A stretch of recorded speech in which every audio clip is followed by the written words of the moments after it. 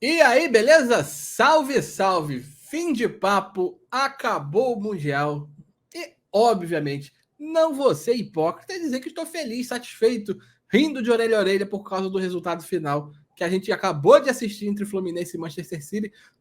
Porém, motivo de orgulho temos sim, motivo para sorrir temos demais. Temporada inesquecível, talvez a melhor da história do Fluminense. Então, você, tricolor, que assim como eu vibrou, torceu muito lá no dia 4 de novembro, tem que estar feliz. O saldo foi mais do que positivo, o saldo é para lá de histórico. Então, eu acho que cabe a gente que torceu tanto pelo Fluminense, que torceu tanto por essa epopeia gigantesca que o time do Diniz proporcionou para a gente, agradecer e ficar feliz. A gente jogou hoje, provavelmente, contra um dos melhores times da história recente do futebol europeu. Um time que vem aí a cada ano, ao invés de estabilizar e cair, crescendo, evoluindo, sob o comando desse técnico Guardiola.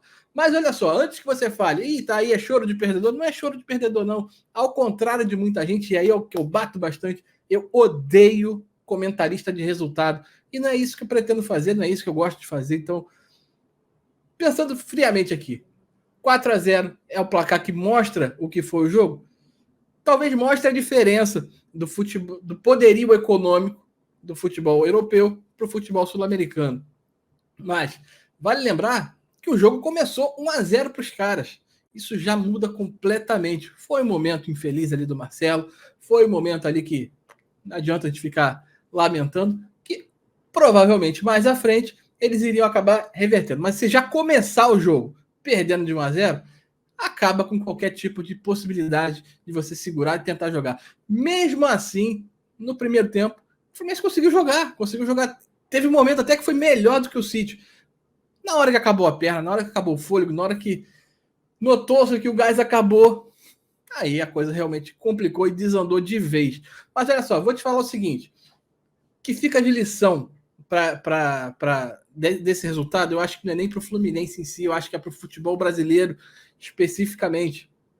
A gente chega numa final de temporada com jogadores estourados, acabados, e a gente vê agora os jogadores ingleses, os times ingleses, reclamando de muitos jogos, de excesso de jogos, e já prevendo já o ano que vem, se recusando a entrar em campo nesse Mundial. E por isso eles só querem jogar uma partida.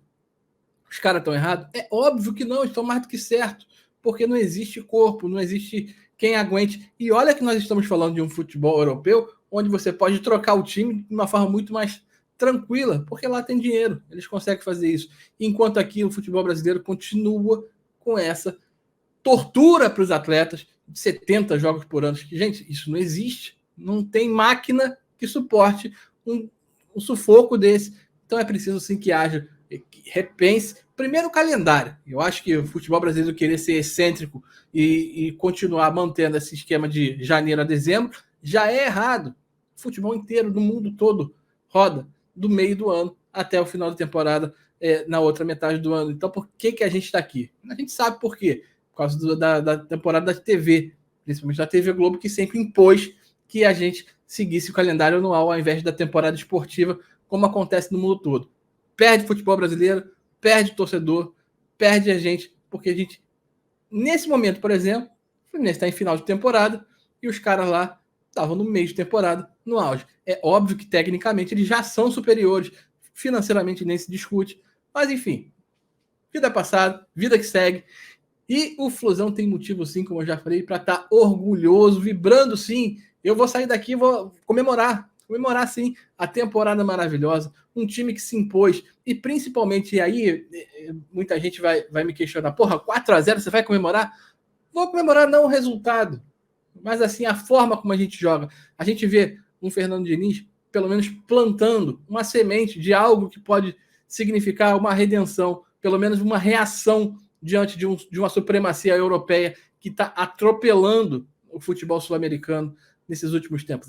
A gente sabe, sim, que, por exemplo, todas as mudanças que estão acontecendo no futebol mundial são para beneficiar o futebol europeu. A gente sabe que o comando vem da Europa, o domínio financeiro vem da Europa. Então, é óbvio que tudo que seja feito para benefício deles vai ser feito. Então, aqui a gente tem que encontrar não uma fórmula de imitar, e a gente está tentando isso, eu canso de dizer, porque eu não suporto análise de resultado. A gente tenta imitar o estilo de jogo europeu para trazer para cá e a gente vai ficar batendo cabeça o tempo todo enquanto fizer isso. Eu acho que a gente tem que buscar, sim, uma forma diferente de encontrar uma saída para isso. E o Fernando Diniz, pelo menos, está fazendo isso. Enquanto tivemos perna, o time conseguiu jogar e até impor o seu futebol em alguns momentos. Eu vi em um take lá o Guardiola comentando com o auxiliar técnico dele, que inclusive conhece o Ganso, conhece muitos jogadores brasileiros, fazendo um elogio. Então, gente, o que você viu? Eu tenho certeza que na entrevista coletiva o Guardiola, primeiro porque é um cara muito educado, um cara que vai primar pela parte, digamos assim, esportivamente correta, tal, mas a gente sabe o quanto ele admira o estilo de jogo do Brasil, o quanto ele gosta desse jogo de toque de bola, e ele implementa isso nos times dele, e o Fluminense, quando teve capacidade física, tentou fazer isso. Lembrando, mais uma vez, que o jogo começou 1-0 para os caras, e aí acabou tudo de vez, logo de cara, acabou com qualquer tipo de estratégia. Mas quando a gente conseguiu recuperar a situação, dominar o jogo, em alguns momentos ficou com 70%, 80% de posse de bola contra 10, 20, 30% de posse de bola do Manchester City. A gente está falando de um time qualquer, não. A gente não está falando do Campeonato Carioca. A gente está falando do Manchester City, campeão da Champions League.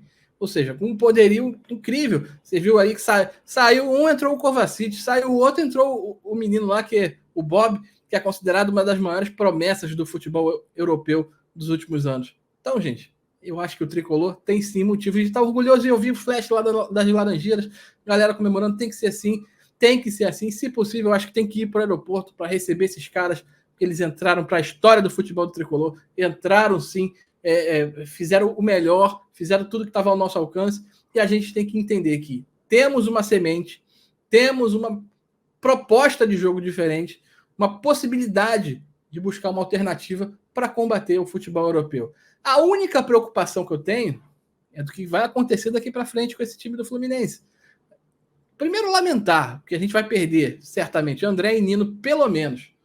São duas peças que vão ser dificílimas de serem repostas. O André eu acho que não tem. É impossível você ter uma reposição do André do mesmo nível. É impossível. Hoje você tem um jogador desse aí. Para mim, ele é titular da seleção brasileira hoje, fácil, sem nenhum tipo de contestação. O Nino vai fazer muita falta porque é um jogador que tem uma explosão física, uma recuperação de tempo de bola incrível. Vai ser difícil. A gente sabe que no elenco não tem jogador para repor ele. Hoje, o Marlon não é esse jogador, o Antônio Carlos, que está chegando, não é esse jogador, então a gente tem que sim que lamentar. E aí, torcer para que quem chegue consiga suprir essa ausência. Eu acho que a contratação do Renato Augusto já chega meio que para ser uma opção para a saída do André. Você vai falar, pô, mas o estilo de jogo é completamente diferente. Sem dúvida nenhuma. Mas o Renato Augusto é o tipo do cara que consegue pegar a bola e distribuir bem, fazendo ali uma alternativa com o Ganso. São jogadores de mais idade, são jogadores que não conseguem jogar, e isso ficou evidente hoje no jogo de hoje, que quando os caras chegam no limite, chegam mais rápido, a coisa desanda. Para o futebol brasileiro é óbvio que ainda conseguem suprir. Mas a preocupação hoje do Fluminense tem que ser 2024, 2023, carimbado com sucesso, carimbado com todo glamour, com tudo de bom, com tudo de orgulho que essa torcida do Fluminense tem que ter desse time que já entrou para a história. Fábio, Samuel Xavier, Nino, Felipe Melo, Marcelo, André, Martinelli, Ganso, Cano, Keno e Arias, já está na história.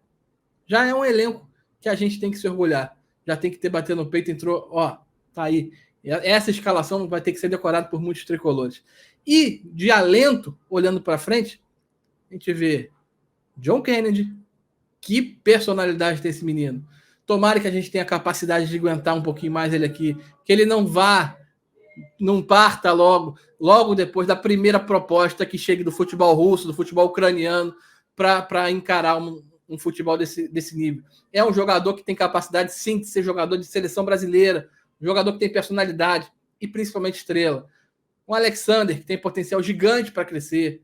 tantos outros meninos aí, o próprio Martinelli. Então, gente, desse elenco, o Lima hoje, apesar de não ser menino, entrou muito bem também. Então, a gente tem uma base. É torcer para que o projeto de tanto sucesso de 2023 não seja simplesmente amassado e jogado fora.